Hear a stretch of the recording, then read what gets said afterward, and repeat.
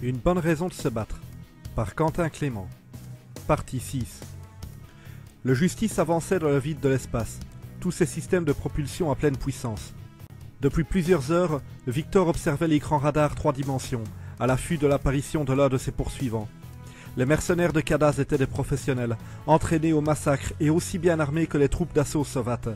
Et lui n'avait qu'un vaisseau de transport qui venait à peine de se remettre de son dernier combat, quelques torpilles et surtout pas le moindre allié. En tuant Verman, c'était son propre arrêt de mort qu'il avait signé. Mais il devait tenter d'empêcher la guerre. La pyramide semblait être la pierre angulaire de l'assaut de Thra. S'il arrivait à la rapporter aux Sovates avant d'être rattrapé par les mercenaires, il avait une chance d'empêcher l'attaque. C'était une chance très mince, mais de toute façon, il ne pouvait plus faire marche arrière. Il essayait de comprendre à quel moment il avait fait le choix de se mettre dans cette situation. La vérité, c'est qu'il ne l'avait pas choisi. Il s'était retrouvé là par le plus malencontreux des concours de circonstances. Quand en avait-il fait le choix? Lorsqu'il avait accepté le contrat, il ne savait même pas ce que c'était sa cargaison. Quand il avait menacé Daniels? S'il ne l'avait pas fait, le raid n'aurait pas eu lieu et il aurait pu rejoindre Nahama sans encombre. Mais le Sioneur ne voulait pas respecter leur accord, il n'allait quand même pas se laisser faire. Quand il avait gardé la pyramide, il pensait que c'était juste un pendentif. Quand il avait pris les données décodées, il ne pensait les ressortir qu'après cette mission. Ou quand il avait tué Verman, il ne l'avait pas fait exprès. Tous ces événements l'avaient mené à la merde dans laquelle il était à présent. Il avait pris plusieurs décisions à plusieurs moments, mais jamais il n'avait décidé de se mettre dedans à ce point. Tout cela ne découlait pas de son libre arbitre. Il n'y avait pas eu de calcul, de prévision ou de projet. C'était les conséquences de plusieurs choix, les conséquences de ses actions, pas de sa réflexion. Le seul moment où il aurait pu éviter cette situation, c'était lorsqu'il avait son arme pointée sur Verman. Il n'aurait eu qu'à coopérer et livrer les données. Mais il n'aurait jamais pu se résoudre à le faire, à livrer Thra à l'envahisseur, à plonger son monde dans une guerre qui pourrait réduire à néant la moitié de la planète, à laisser mourir des milliards d'innocents. Il ne s'était jamais inquiété du sort des peuples lors des conquêtes de l'Empire.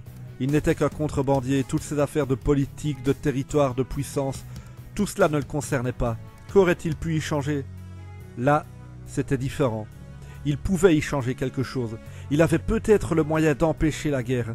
Il n'avait pas choisi d'être concerné, mais il avait reçu cette information, que la République allait attaquer Thra. Il ne pouvait pas juste fermer les yeux.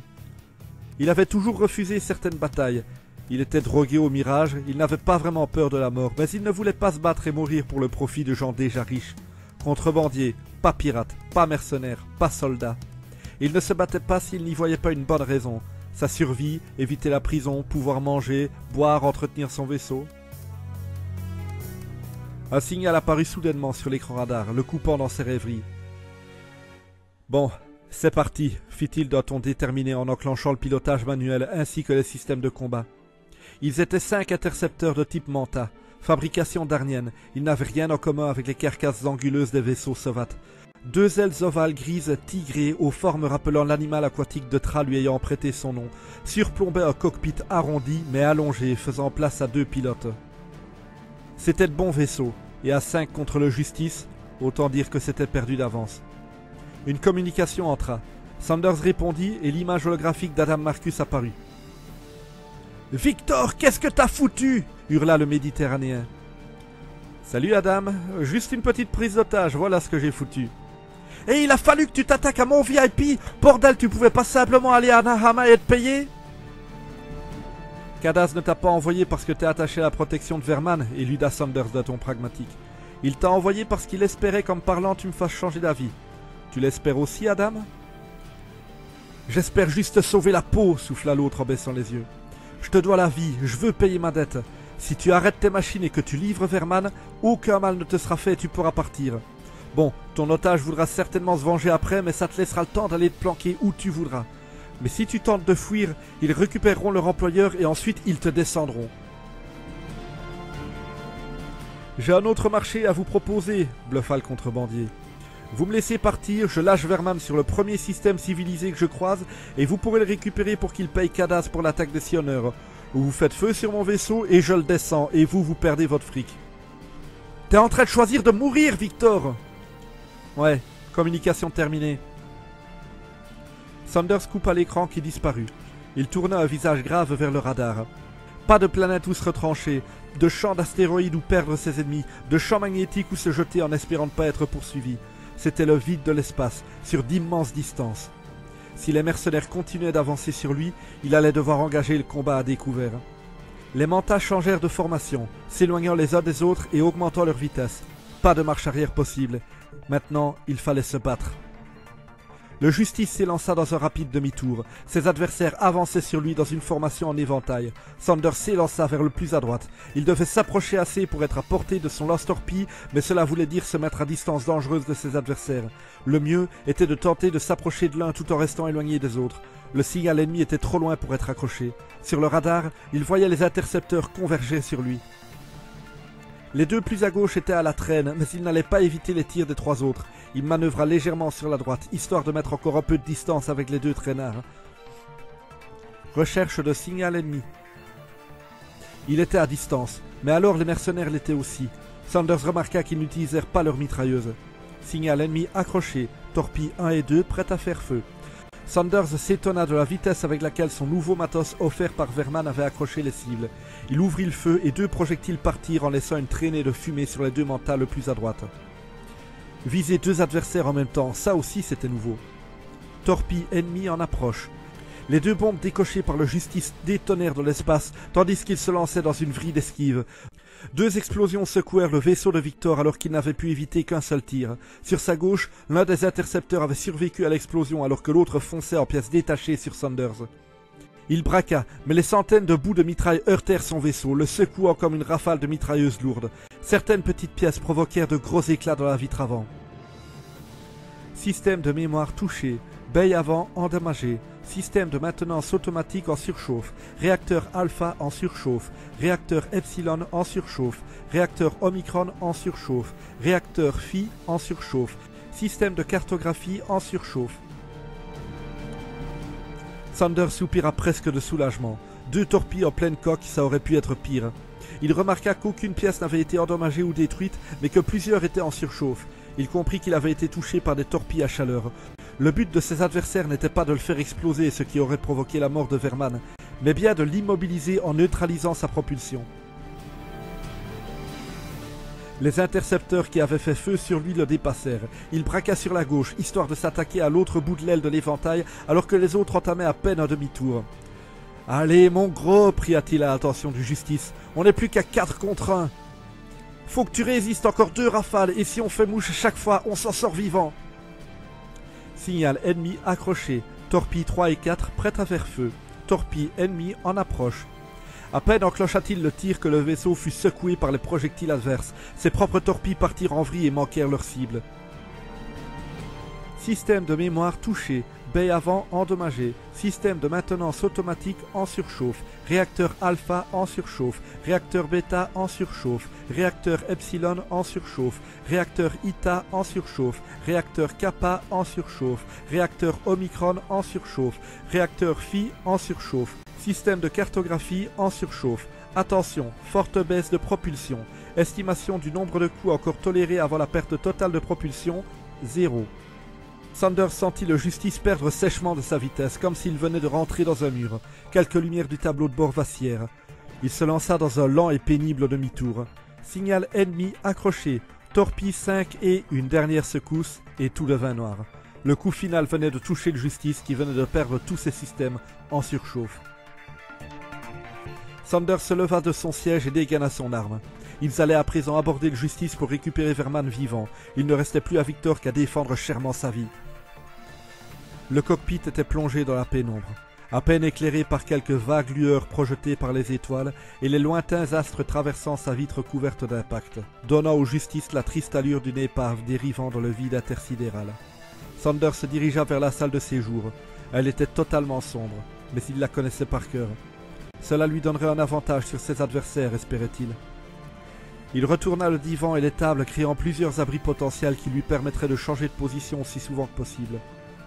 Il sentit une vibration dans sa veste, une communication. Il l'activa. « Ici, chef d'escadrille Donaldson, livrez-nous Wehrmann, ou vous êtes mort !» menaça une voix rauque. « Vous avez dit que je le serais de toute façon si je fouillais, » répondit Sanders qui ne voulait pas être dupé. Je l'ai dit sans m'attendre à ce que vous vous arrêtiez. Je vous ai vu défoncer la porte de la base des Sillonneurs et j'ai appris comment vous aviez sauvé une équipe sans vous être remis de vos blessures. Vous êtes un vrai guerrier et je respecte ça. Le fait que vous ayez engagé le combat seul contre 4 Mantas me prouve que j'ai raison. Mais là, vous avez perdu la partie. Avouez-vous vaincu. Ne me prenez pas pour un con, le reprit Saunders. J'ai tué 2 de vos hommes dans le Manta explosé et vous allez me laisser vivre? Vous voulez Verman? Venez le chercher!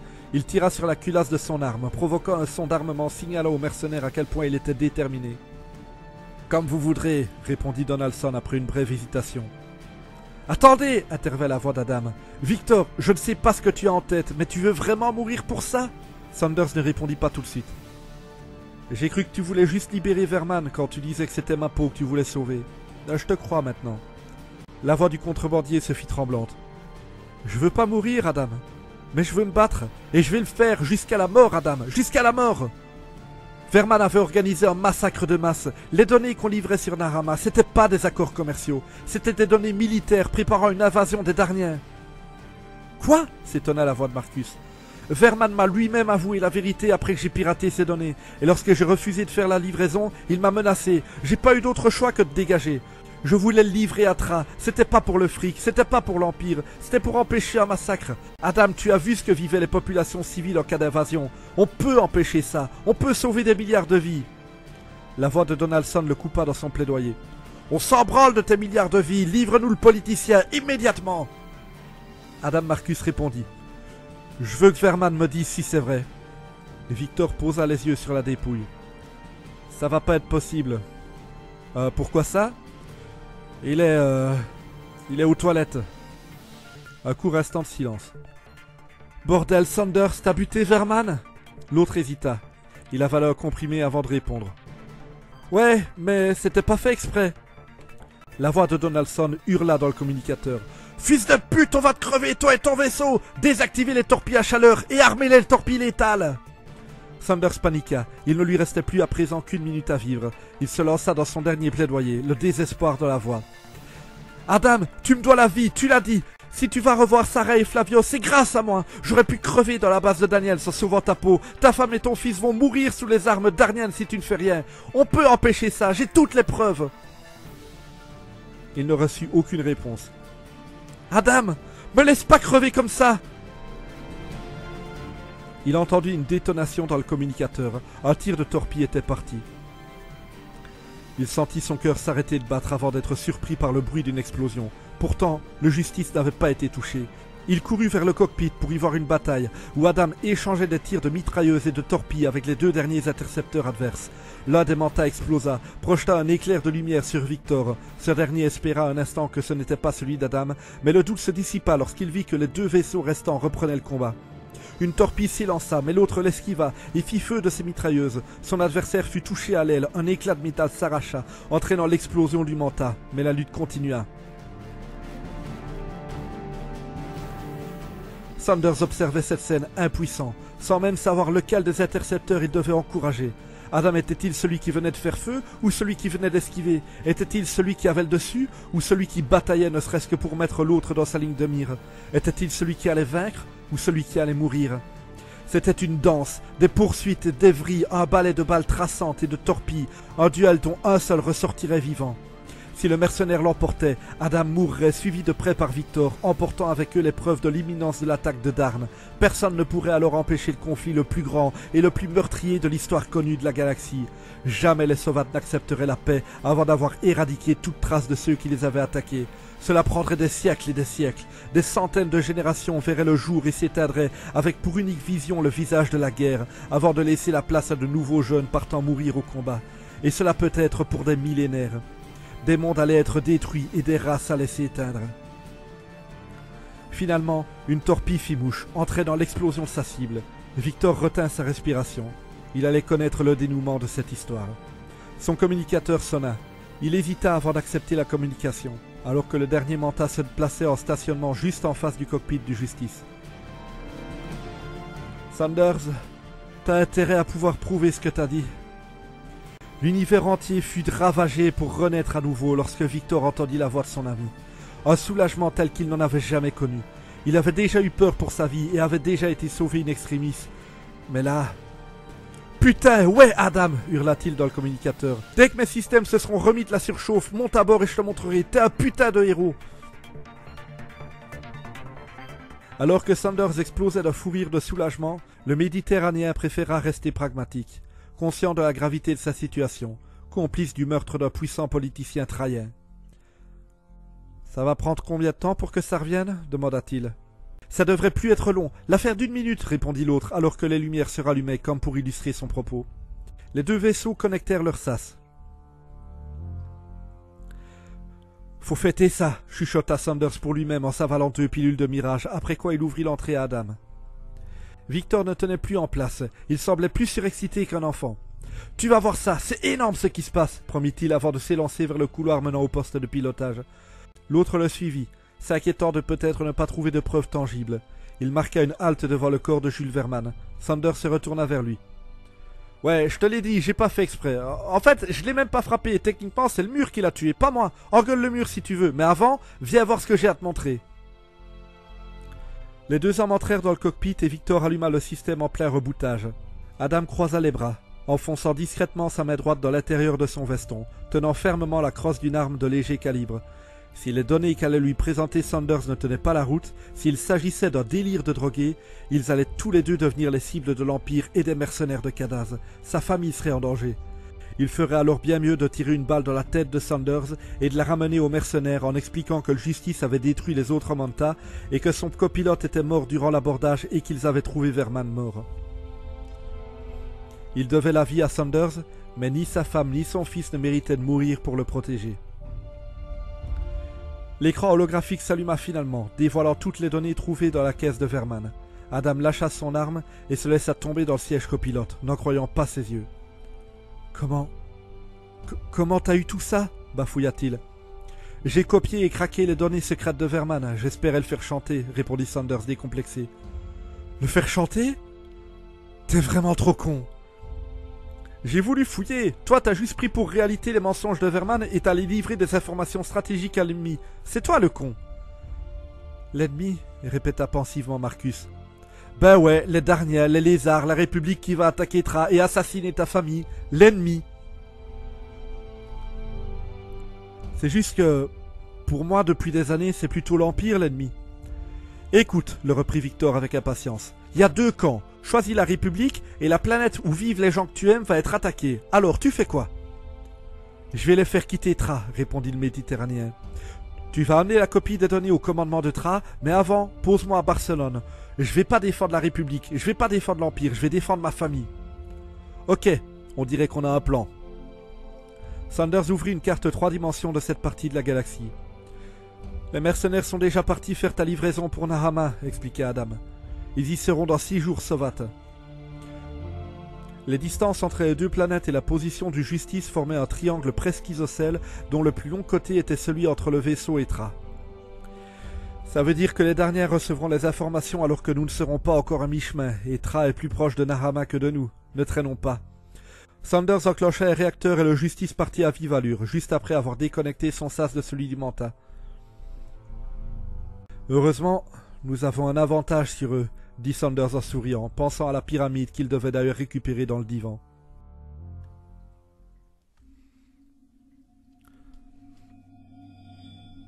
Chapitre 5. Tra. Nous devons arriver sur Tra demain. Tout va bientôt se jouer. Tu m'as répété chaque jour depuis que Verman est mort à quel point tu es fier de moi, change de morceau. Tu n'es pas réellement ma mère et je le sais, juste un souvenir, une sorte de vision de mon esprit. En fait, c'est pas toi qui es fier de moi, c'est moi qui suis fier de moi. Ta voix ? Comment je saurais si c'est la même que celle de ma mère ? Je ne sais plus quel son elle avait. Ta voix, c'est probablement juste comme ça que j'imagine la sienne. Je sens un truc maternel en toi, c'est pour ça que tu me fais penser à elle. Mais je vais où là ? Je parle avec mon inconscient. Ça veut dire qu'une part de mon esprit voudrait que je sois materné ? Je dois avoir un genre de complexe d'Oedipe ou je ne sais pas quoi, dû au fait que j'ai dû quitter mes parents trop tôt. J'aurais pas besoin d'un psy ? Tu me dis que non ? Bah évidemment, t'es une partie névrosée de mon inconscient, forcément tu vas me dire de pas consulter. Mais bon, je remettrai ça à plus tard. Faut que je m'occupe d'autres problèmes que moi pour le moment. Ça va être la guerre. J'ai jamais été un lâche. J'évite toujours de me battre, mais pas par lâcheté. C'est l'instinct de survie. Quelle différence, aujourd'hui? Sanders sentit qu'on lui agrippait l'épaule pour le secouer. Il ouvrit les yeux pour voir Adam Marcus. « Debout, Victor !» Le Méditerranéen plaça 2 comprimés de mirage dans la main de Sanders avant même qu'il le demande. Il avait pris quelques habitudes depuis les 15 jours qu'ils voyageaient ensemble. « Qu'est-ce qui se passe ?» demanda le lève-tard après avoir avalé les 2 pilules. « Le pilotage automatique a arrêté le vaisseau. Tra est proche. Tu dois reprendre les commandes. »« Ouais, tout de suite. » Sanders se redressa, s'étira et se leva pour prendre la direction du cockpit. Durant ces 15 jours, les 2 hommes étaient restés dans la même pièce presque tout le voyage. Ils avaient bien dû apprendre à s'entendre. Adam avait appris à apprécier Sanders. Bon, parfois ses manières de droguer l'exaspéraient. Il faisait souvent des réflexions totalement à côté du sujet quand il était défoncé, mais il le lui pardonnait. Il savait pourquoi et comment il était devenu comme ça. Marcus parlait beaucoup de sa famille. Victor savait tout ce qu'il y avait à savoir. Comment lui et Sarah s'étaient rencontrés, pourquoi ils avaient appelé leur fils Flavio, la raison de leur première dispute, le jour où il avait mis une raclée à un ex de sa femme un peu trop collant. Sanders, lui, n'avait aucune vie sentimentale à raconter. Son unique amour, c'était sa vie de contrebandier. La galère, l'adrénaline, les magouilles. Il avait déjà aimé des filles, mais jamais assez pour abandonner le justice. Remplir un contrat, dépenser son fric en alcool et en prostituées et recommencer. Voilà ce qui le rendait heureux. Quand Adam racontait le premier match de foot de Flavio, Victor lui racontait la fois où il avait dû livrer des armes volées et comment il avait mis sur le feu une boîte de poudre camouflée en boîte de conserve à réchauffer. Ils avaient aussi parlé de la pyramide. Ils avaient été voir sur une carte de trace ce qui se trouvait aux coordonnées indiquées, mais n'avaient vu que l'étendue du désert égyptien. Ils s'amusaient toujours lorsqu'ils recevaient des coordonnées géographiques de Tra à se demander ce qui pouvait se trouver juste là, quelques siècles plus tôt, avant l'invasion. Mais là, avant que ce soit le désert, c'était probablement déjà le désert. Il trouvait plus intéressantes les coordonnées que lui avait données Adam. 41 degrés 23 minutes 20.5 secondes nord, 2 degrés 10 minutes 33.5 secondes est. En plein centre de Barcelone.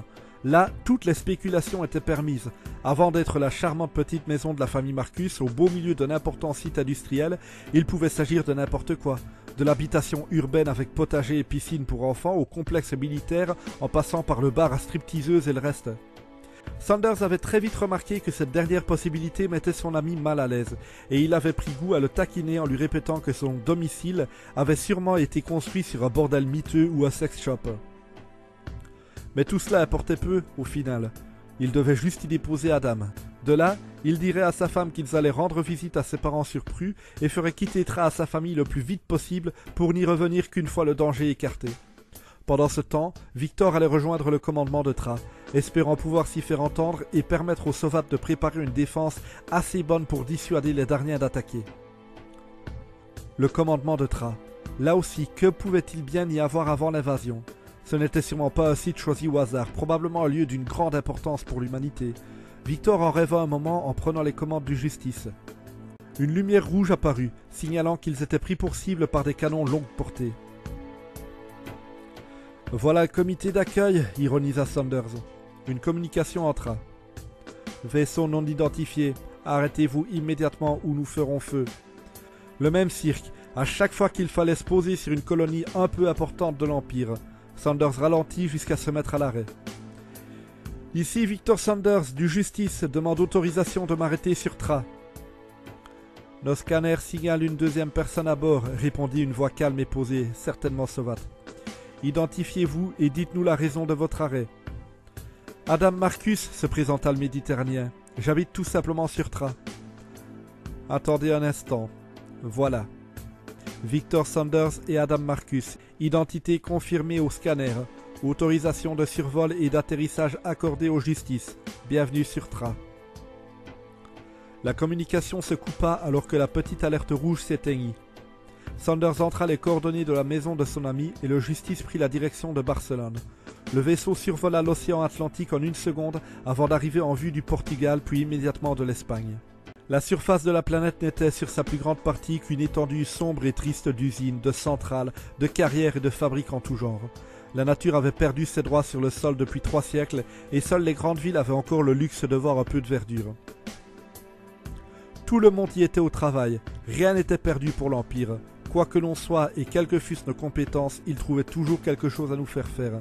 Si vous perdiez un bras dans une usine, on vous trouvait un poste qui ne nécessitait pas d'avoir tous vos membres.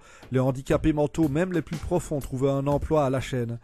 Et lorsque l'âge vous avait trop fatigué pour le travail physique, vous pouviez toujours avoir une place dans un bureau ou à l'accueil d'une fabrique d'oxygène. Mais la vie était rude dans les colonies de l'Empire, le travail était forcé et les lois étaient draconiennes. Les gens des quartiers industriels vivaient dans le gaz et la puanteur des usines qui ne se fermaient jamais. Le ciel était assombri par les fumées dégagées par toutes ces machineries. Vous travaillez pour l'Empire et l'Empire travaille pour vous, était le slogan préféré des Soviets.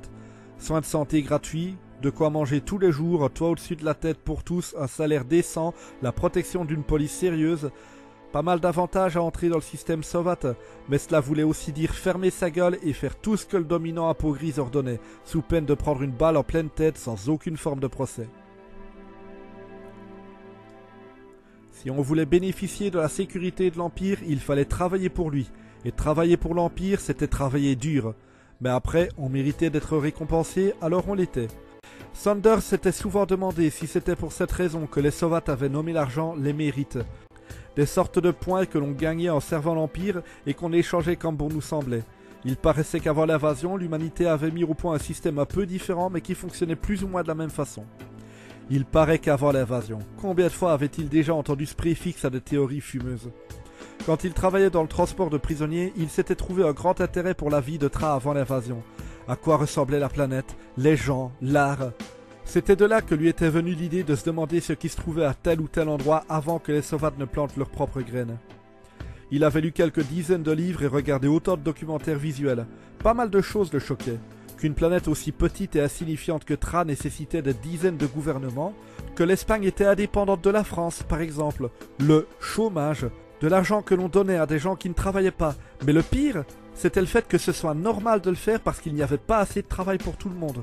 La pollution, l'humanité produisait tant de déchets qu'elle ne pouvait pas tout recycler. Des lois dans certains pays qui laissaient des pédophiles sortir de prison en totale liberté après une trentaine d'années. Près de 4 siècles plus tard, tout cela semblait tellement impossible et barbare à Victor Sanders. Il se demandait parfois si ses ancêtres réfléchissaient. Et parfois aussi se demandait-il si eux aussi voyaient ceux qui avaient vécu 400 ans avant eux comme des barbares. C'était peut-être ça, l'évolution. Avancer petit à petit, un pas après l'autre. Ce qui l'avait toujours fait sourire dans ses connaissances de la vie sur Tra avant l'invasion soviétique, c'était d'avoir appris que des artistes, écrivains et réalisateurs en tout genre avaient à de nombreuses reprises imaginé une invasion extraterrestre, et que le plus souvent, l'humanité remportait la victoire et repoussait l'envahisseur. Quelle connerie! Dans la réalité, face à une armée maîtrisant les technologies spatiales, les hommes s'étaient pris une belle grosse branlée. « Il y a un spatioport public juste là », indiqua Adam à l'approche de sa résidence. D'un mouvement souple, le justice ralentit et s'y posa. Le cœur lourd, les deux hommes se levèrent. « C'est ici que tu descends », fit remarquer Sanders. « Ouais, fin du voyage. » Ils prirent le chemin de la porte de sortie. Victor l'ouvrit et fit descendre l'échelle qui allait mener Adam à terre. « C'est des adieux », affirma Sanders. L'autre le regarda avec émotion. « Si je suis là avec ma famille, c'est grâce à toi. Et s'ils survivent à l'attaque, c'est aussi grâce à toi. »« Occupe-toi de ta famille, » sourit le contrebandier. « Et moi, je m'occupe de Tra. »« Alors nous sommes tous morts. » Les deux hommes rirent de bon cœur. « Attention à toi, Sanders. Toi aussi, Adam. » Le Méditerranéen descendit l'échelle et Victor la remonta et ferma la porte. Il retourna vers le poste de pilotage et entra les coordonnées du commandement de Tra. 50 degrés, 38 minutes, 32,9 secondes nord, 5 degrés, 34 minutes, 27 secondes est. Fin de la partie 6. Les musiques utilisées dans cet épisode sont TV Drama par Jason Shaw, Suspense par Matti Palanen, Trailer par Matti Palanen, New Dawn par Ben Sound et Horror Music par Jason Shaw.